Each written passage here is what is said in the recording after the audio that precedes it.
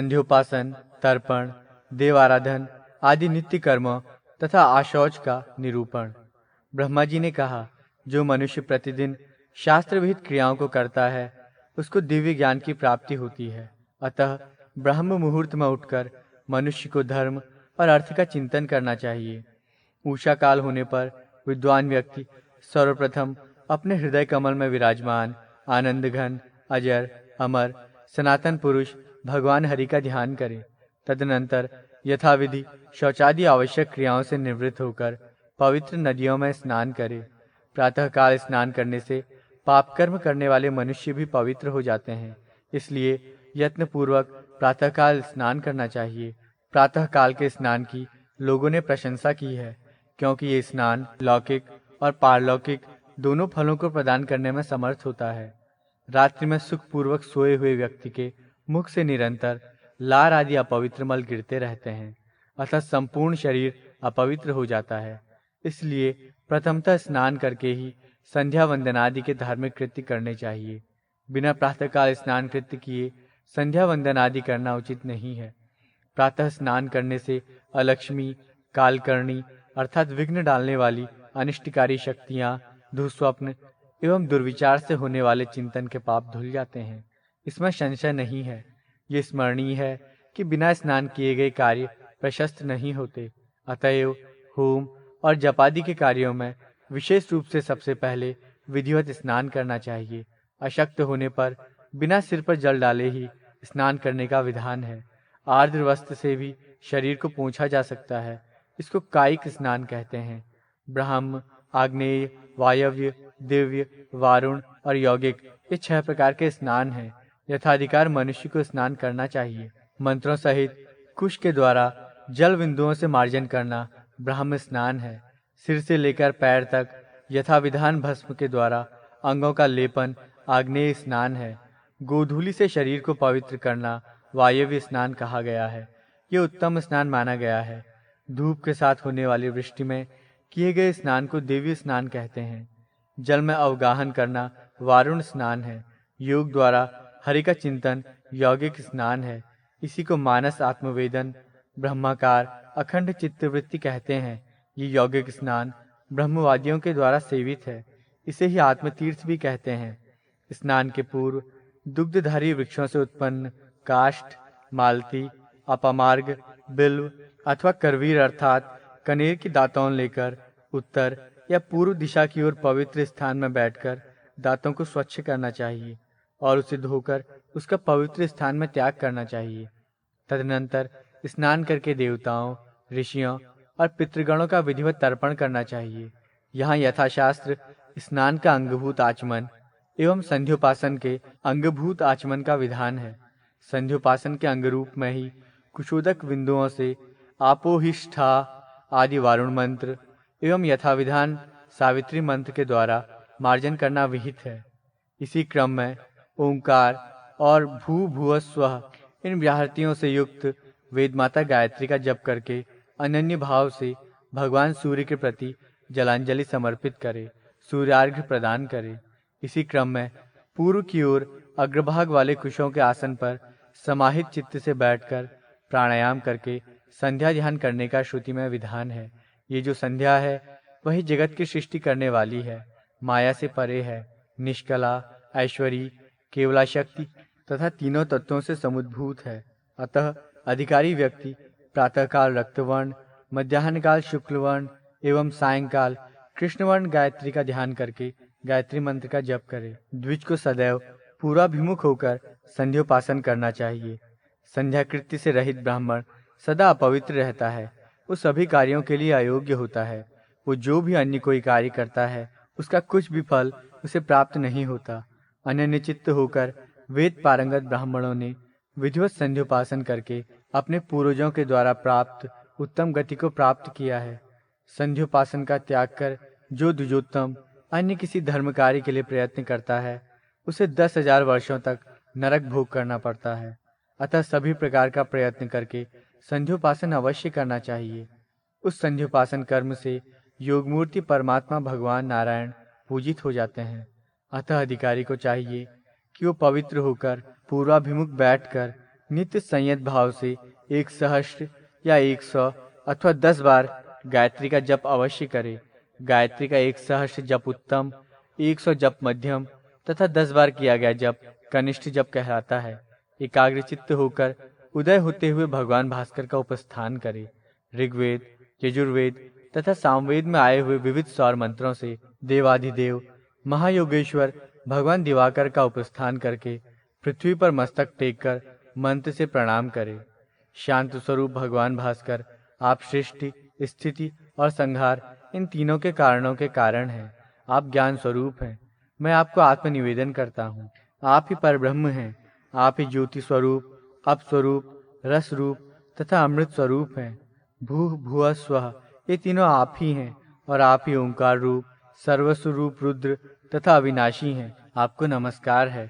इस उत्तम आदित्य हृदय स्तोत्र का जप करके भगवान दिवाकर को प्रातः और मध्याह्न तथा सायंकाल में नमस्कार करना चाहिए। इसके पश्चात घर आकर के ब्राह्मण पुनः विधिवत आचमन करे। तदनंतर उसे अग्नि को प्रज्वलित करके विधिवत भगवान अग्निदेव को आहुति प्रदान करनी चाहिए।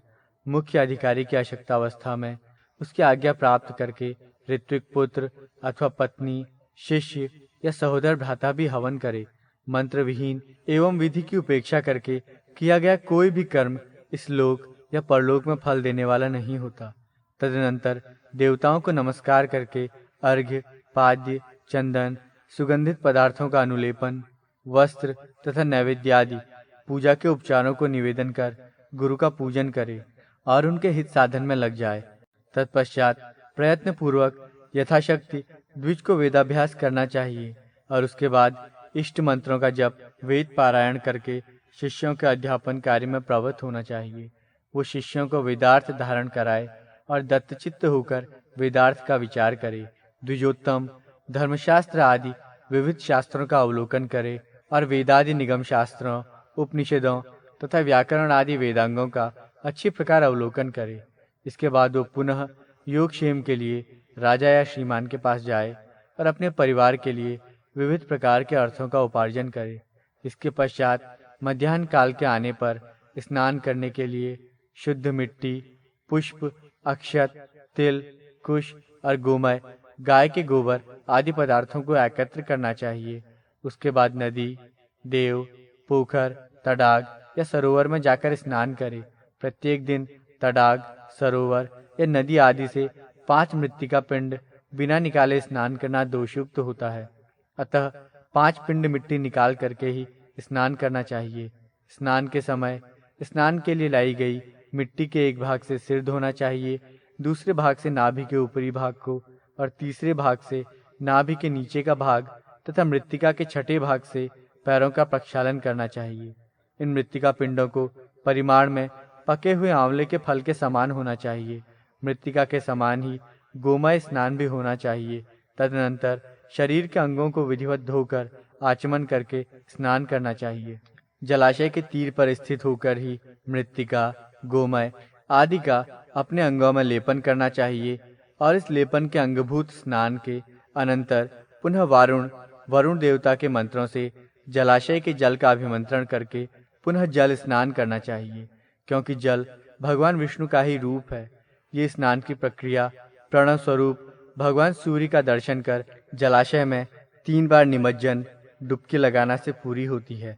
तदनंतर स्नानांग आचमन करके मंत्र से आचमन करे। हे जलदेव, आप समस्त प्राणियों के अंतःकरण रूपी गुहा में विचरण करते हैं। आप सर्वत्र मुख वाले हैं। आप ही यज्ञ हैं। आप ही वशटकार हैं।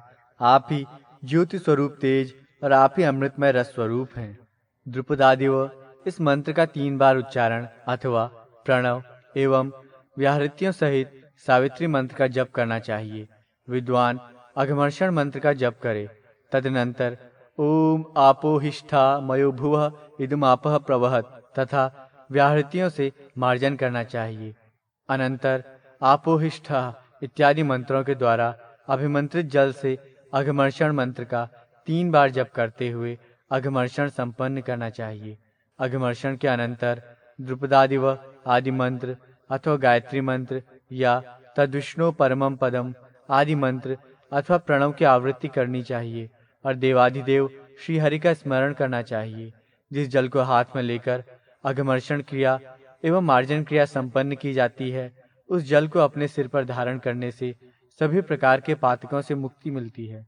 संध्योपासन के अनंतर आचमन करके सदा परमेश्वर का स्मरण करना चाहिए। पुष्प से युक्त अंजलि को शिरोभाग से लगाकर सूर्य का उपस्थान करना चाहिए और उपस्थान के बाद अपनी अंजलि के पुष्पों को भगवान सूर्य के चरणों में अर्पित करना चाहिए। उदित होते हुए सूर्य को नहीं देखना चाहिए, अतः विशेष मुद्रा द्वारा ही उनका दर्शन करना चाहिए। ओम उदुत्यम चित्रम तच्चक्षु इन मंत्रों से तथा ओम हंसः शुचिशद इस मंत्र से और सावित्री के विशेष मंत्र से एवं अन्य सूर्य से संबंधित वैदिक मंत्रों से सूर्य का उपस्थान करना चाहिए। तदनंतर पूर्वाग्र कुशाओं के आसन पर बैठकर सूर्य का दर्शन करते हुए समाहित चित्त से गायत्री मंत्र एवं अन्य विहित मंत्रों का जप करना चाहिए।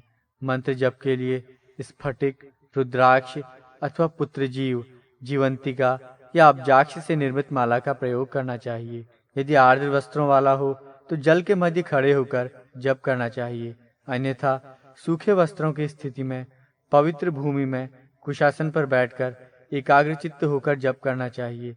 जप के पश्चात प्रदक्षिणा कर भूमि पर दंडवत नमस्कार करना चाहिए। तदनंतर आचमन करके यथाशक्ति अपनी शाखा के अनुसार स्वाध्याय करे। उसके बाद देवों, ऋषियों और पितरों का तर्पण करना चाहिए।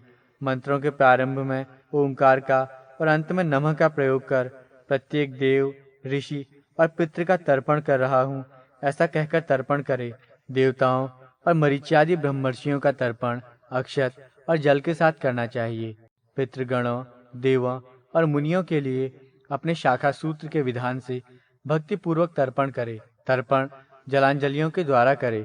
देवताओं का तर्पण यज्ञोपवीति अर्थात सव्य होकर देवतीर्थ से करे और निवीति होकर कंठ में यज्ञोपवीत कर ऋषियों का ऋषि तीर्थ से तथा प्राचीनावीति अर्थात अपसव्य होकर पितृतीर्थ से पितरों का तर्पण करे। तदनंतर हे हर स्नान में प्रयुक्त वस्त्र को निचोड़कर मौन होकर आचमन करके मंत्रों से पुष्प, पत्र तथा जल से ब्रह्मा, शिव, सूर्य एवं मधुसूदन विष्णुदेव का पूजन करे। क्रोध रहित होकर भक्ति पूर्वक अन्य अभीष्ट देवों की भी पूजा करनी चाहिए। पुरुष सूक्त के द्वारा पुष्पादि समर्पित करे। जल सर्वमय देव है, अर्थात समस्त देवता जल में व्याप्त रहते हैं, अतः उस जलमात्र से भी वे सभी देवता पूजित होते हैं। इस पूजा में पूजक को समाहित चित्त होना चाहिए तथा प्रणव के साथ देवता का ध्यान करना चाहिए। उसके बाद प्रणाम करते हुए समस्त देवों को पृथक पृथक पुष्पांजलि समर्पित करें। देवताओं की आराधना के बिना कोई भी वैदिक कर्म पुण्यप्रद नहीं होता, अतएव समस्त कार्यों के आदि, मध्य और अंत में हृदय से भगवान हरि का ध्यान करना चाहिए। ओम तदिष्णु रीति मंत्र तथा पुरुष सूक्त के मंत्रों का जप करते हुए उस निर्मल विष्णु के परम तेज के सामने आत्मनिवेदन करे, अर्थात शरणागत हो जाए। उसके बाद विष्णु में अनुरक्त चित्त, शांत स्वभाव वो भक्त तदुष्णु इस मंत्र से और अप्रीत सशिरा इस मंत्र से अभिमंत्रित पुष्पासन पर विराजमान हरि की पुनः पूजा करके देव यज्ञ, भूत यज्ञ, पितृ यज्ञ, मानुष यज्ञ और ब्रह्म यज्ञ नामक पंच यज्ञों को करे। तर्पण से पूर्व ब्रह्म यज्ञ कैसे हो सकता है, अतः मानुष यज्ञ करके स्वाध्याय ब्रह्म यज्ञ करना चाहिए। वैश्वदेव ही देव यज्ञ है।